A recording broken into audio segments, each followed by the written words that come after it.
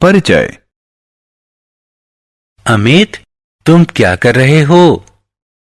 आओ राहुल, तुम तो जानते ही हो कि हमारे गणित के अध्यापक ने हमें नया पाठ परिमेय संख्याएं पढ़ाया है। मैं प्राकृतिक संख्याओं, पूर्ण संख्याओं और पूर्णांकों के बारे में जानता हूं, लेकिन परिमेय संख्याएं क्या होती हैं?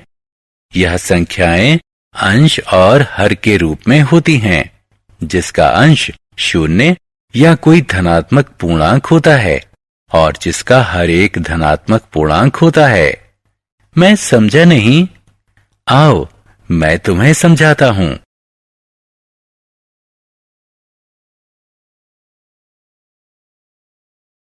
उद्देश्य।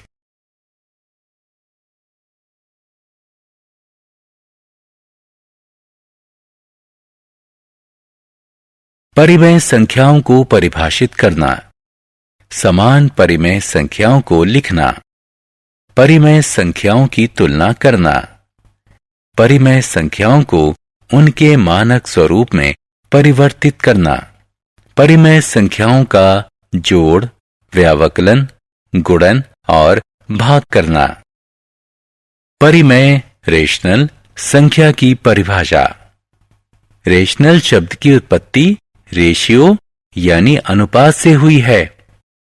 तुम्हारा मतलब है रेशियो 3:2 की, जिसे 3/2 भी लिखा जा सकता है, एक परिमेय संख्या है। हाँ, इसी प्रकार दो पूर्ण संख्याओं p और q का अनुपात, जिसमें q शून्य के बराबर ना हो, को p/q के रूप में लिखा जा सकता है। परिमेय संख्याओं को इसी रूप में व्यक्त करते हैं। परिमेय संख्या वह संख्या है जिसे p/q के रूप में लिखा जा सकता है, जहां p और q दोनों पूर्ण संख्याएं हैं और q शून्य नहीं है। राहुल, अब तुम बताओ कि क्या 4/5 परिमेय संख्या है? हाँ, 4/5 परिमेय संख्या है, क्योंकि यह p/q के रूप में है और q शून्य नहीं है। और क्या घटा 3/4 परिमेय संख्या है? हाँ, क्योंकि घटा 3 और 4 दोनों पूर्णांक हैं। अंश और हर। क्या तुम जानते हो कि अंश और हर क्या होते हैं? परिमेय संख्या p/q में p अंश होता है और q हर होता है। उदाहरण स्वरूप, घटा 3/7 में घटा 3 अंश है और 7 हर है। क्या पूर्ण संख्याएं भी परिमेय संख्याएं होती हैं?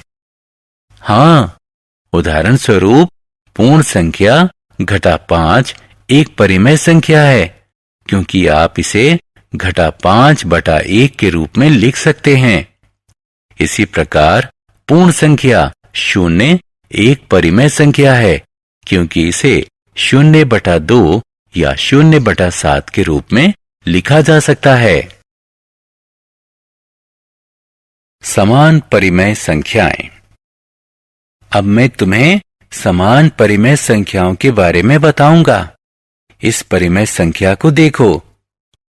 ये दोनों परिमेय संख्याएं समान हैं, लेकिन कैसे? क्योंकि जब हम किसी दी हुई परिमेय संख्या को किसी शून्येतर पूर्णांक से गुणा करते हैं, तो हमें एक अन्य परिमेय संख्या प्राप्त होती है, जो दी गई संख्या के समान होती है। उदाहरण स्वरूप, घटा 2/3 समान है घटा 10/15 के।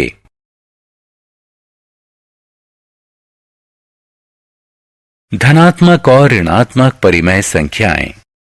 क्या तुम जानते हो कि हम उस परिमेय संख्या को क्या कहते हैं जिसका अंश और हर दोनों धनात्मक हो? इस परिमेय संख्या को धनात्मक परिमेय संख्या कहते हैं। और ऋणात्मक परिमेय संख्याएं क्या होती हैं? जब अंश एक ऋणात्मक पूर्णांक होता है और हर एक धनात्मक पूर्णांक होता है, जैसे घटा 4/7। हम परिमेय संख्या को संख्या रेखा पर किस तरह निरूपित करते हैं? इस संख्या रेखा को देखो। शून्य के दाहिनी तरफ के बिंदुओं को धनात्मक पूर्णांक कहते हैं और शून्य के बाईं तरफ के बिंदुओं को ऋणात्मक पूर्णांक कहते हैं। आओ इस रेखा पर 1/2 का निशान लगाएं। 1/2 शून्य और 1 के बीच स्थित होगा और घटा 1/2 शून्य और घटा 1 के बीच स्थित होगा।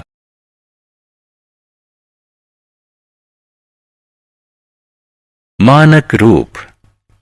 इस कथन को पढ़ो। किसी परिमेय संख्या के उस रूप को मानक कहते हैं जिसमें इसके अंश और हर दोनों धनात्मक पूर्ण संख्याएं हों और अंश एवं हर में एक के अतिरिक्त कोई अन्य समान गुणनखंड ना हो। क्या ये सभी परिमेय संख्याएं मानक रूप में हैं? हाँ, क्योंकि इनके अंश और हर का एक के अतिरिक्त कोई समान गुणनखंड नहीं है। और यदि कोई परिमेय संख्या मानक के रूप में नहीं है तो उसे मानक रूप में परिवर्तित किया जा सकता है। उदाहरण स्वरूप 45/30 मानक रूप में नहीं है। हम अंश और हर को उनके महत्तम समापवर्तक से भाग देकर हम इसे मानक रूप में परिवर्तित करेंगे। 45 और 30 का महत्तम समापवर्तक 15 है। हाँ, अब हम अंश और हर को 15 से भाग देंगे, जिसके परिणाम स्वरूप हमें परिमेय संख्या घटा 3/2 प्राप्त होगी। तुलना। यदि हमें दो परिमेय संख्याएं दी जाएं, तो क्या तुम उनकी तुलना कर सकते हो? नहीं, मैं तुम्हें बताऊंगा कि परिमेय संख्याओं की तुलना कैसे करें। हम जानते हैं कि ऋणात्मक संख्याएं सदैव धनात्मक संख्याओं से छोटी होती हैं। हम परिमेय संख्याओं की तुलना संख्या रेखा के माध्यम से भी कर सकते हैं। संख्या शून्य से जितनी बड़ी दाहिनी तरफ स्थित होगी वह उतनी ज्यादा बड़ी होगी। उदाहरण स्वरूप 2/3 यहाँ स्थिति है और 1/3 यहाँ स्थित है। अतः कौन संख्या बड़ी है? 2/3। सही। अतः 2/3 बड़ी संख्या है 1/3 से। इसी प्रकार घटा 1/3 बड़ी है घटा 2/3 से, क्योंकि घटा 1 घटा 3 के दाहिनी तरफ स्थित है। जोड़। क्या हम परिमेय संख्याओं को जोड़ सकते हैं? हाँ, यदि दो परिमेय संख्याओं के हर समान हैं, तो हम सिर्फ उनके अंश को जोड़ देते हैं। उदाहरण के लिए 11/5 धन 7/5 का योग होगा घटा 11 धन 7/5, जो कि घटा 4/5 के बराबर है। और यदि परिमेय संख्याओं का हर समान ना हो तब उस स्थिति में हम सबसे पहले हर का लघुत्तम समापवर्ती ज्ञात करते हैं। यहाँ लघुत्तम समापवर्ती 15 है। इसके बाद हम दी गई संख्या के समान एक ऐसी परिमेय संख्या प्राप्त करते हैं जिसका हर इस लघुत्तम समापवर्ती के बराबर हो। यहाँ घटा 7/5 बराबर होगा घटा 21/15 के और घटा 2/3 बराबर होगा घटा 10/15 के। अब इन दोनों परिमेय संख्याओं को जोड़ दें। व्यवकलन। जोड़े की तरह जब हर समान हो तो हम सिर्फ अंश का व्यवकलन कर देते हैं और हर को समान रहने देते हैं। और यदि हर समान ना हो तो दोनों हर का लघुत्तम समापवर्ती निकालकर दी गई संख्याओं के समान परिमेय संख्याएं प्राप्त कर लेते हैं जिनका हर इस लघुत्तम समापवर्ती के बराबर होता है। इसके बाद दोनों परिमेय संख्याओं का व्यवकलन कर देते हैं। क्या तुम अंदाजा लगा सकते हो कि परिमेय संख्याओं का गुणन कैसे करते हैं? किसी परिमेय संख्या को किसी धनात्मक पूर्णांक से गुणा करते समय हम उस संख्या से सिर्फ अंश में गुणा करते हैं और हर को समान रहने देते हैं। बहुत अच्छे, अब तुम सीख गए।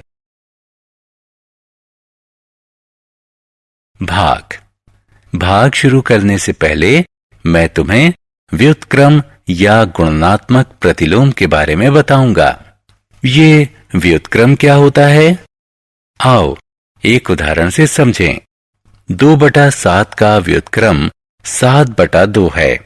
7/9 का व्युत्क्रम 9/7 है। ठीक है, समझ गया। घटा 5/4 का व्युत्क्रम 4/5 है। सही। अतः जब हम एक परिमेय संख्या को दूसरी परिमेय संख्या से भाग देते हैं तो हम एक परिमेय संख्या को दूसरी परिमेय संख्या को व्युत्क्रम से गुणा कर देते हैं। सारांश। आइए हमने जो कुछ सीखा है उसे संक्षेप में दोहराएं। वह संख्या है जिसे P/Q के रूप में लिखा जा सकता है, जहां P और Q दोनों पूर्णांक हैं और Q शून्य नहीं है। परिमेय संख्या कहलाती है। यदि किसी दी गई परिमेय संख्या के अंश और हर को किसी शून्येतर पूर्णांक से गुणा या भाग करते हैं तो हमें एक अन्य परिमेय संख्या प्राप्त होती है जो दी गई संख्या के समान होती है। जब अंश और हर दोनों धनात्मक पूर्ण संख्या हों तो यह धनात्मक परिमेय संख्या होती है। जब अंश या हर ऋणात्मक पूर्ण संख्या होती हैं तो यह ऋणात्मक परिमेय संख्या होती है। किसी परिमेय संख्या के उस रूप को मानक कहते हैं जिसमें इसके अंश और हर दोनों धनात्मक पूर्ण संख्याएं हों और अंश एवं हर में एक के अतिरिक्त कोई अन्य समान गुणनखंड न हो। यदि दो परिमेय संख्याओं का हर समान हो तो उनके योग के लिए उनके हर को समान रखते हुए सिर्फ अंश को जोड़कर जोड़ा जा सकता है। दो परिमेय संख्याएं जिनका हर भिन्न हो उन्हें जोड़ने के लिए पहले उन दोनों के हर का लघुत्तम समापवर्ती निकालते हैं और फिर दोनों परिमेय संख्याओं को उनके समान परिमेय संख्या में परिवर्तित करते हैं जिसका हर उस लघुत्तम समापवर्त के बराबर हो।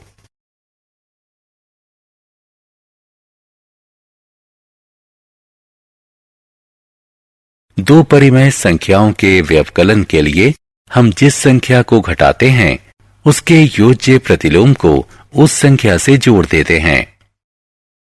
दो परिमेय संख्याओं का गुणा करने के लिए हम उनके अंश और हर का अलग अलग गुणा कर देते हैं और उनके गुणनफल को क्रमशः अंश और हर के स्थान पर लिख देते हैं।